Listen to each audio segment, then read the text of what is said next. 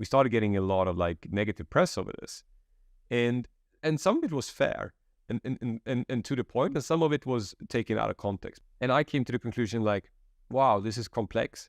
This is even more hard than I thought.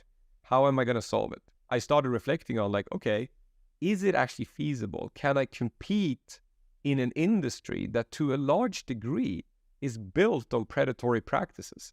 I mean, anyone can go and watch Netflix, Credit Cards Explain. Will give you 25 minutes of everything that the banks have been doing the last decades to make you borrow more than you need on your credit card to revolve and put yourself in as much debt as possible, because that's how, the banks even say it on their investor calls. They're like, we're going to maximize interest rate spread.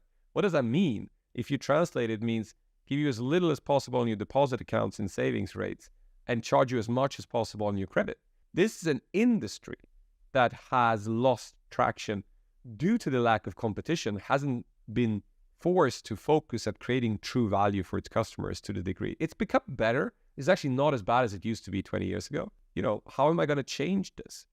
Is there a way forward where I can offer a healthier credit product that is actually, has less of the downsides, but is still profitable? Because I'm going to compete with people who are not in the press every day, who are not, being challenged every day by journalists, and who are not necessarily going to change their business model and make less money, right? So how am I going to compete with that? That was one of the biggest challenges we started reflecting on. But part of that was also we had to go to our investors and say, you know what, some of the revenue we're making is not long-term sustainable.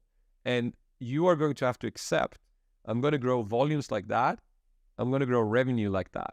So I'm not going to grow it as fast as volume, because I'm going to have to give these fees back. I'm going to have to take them away. And we've done that. We've returned all of that money. We, for example, stopped offering revolving accounts. It's a balance, obviously, because we are, as I used to say, we are fighting fire with fire, offering credit to displace other credit. And some people will always ask that. And if you're of the political conviction that credit is wrong or should not exist at all in society, I'm not going to win an argument with you, right? But we believe that credit has a role to play in society. It's more a question of offering a healthier form of credit than the ones that have historically existed. And there I feel that we're doing a good job in that. I'm not a big fan of wine producers and, alcohol producers either. Even though most people will think that a wine producer is the coziest and nicest entrepreneurial thing you can do. So, people will have their own political convictions in different areas, but we've tried to find the proper balance, and then we've tried to deal with both the perception, the media, and make sure that we make the changes to our products that we feel that we can defend them, right? And that we feel that like, no, there's a good reason why this product works this way, and it makes sense. Hey Founder Fam, we hope that you loved that clip. If you did, you can click through right here to watch the full interview. You don't want to miss this one. See you there.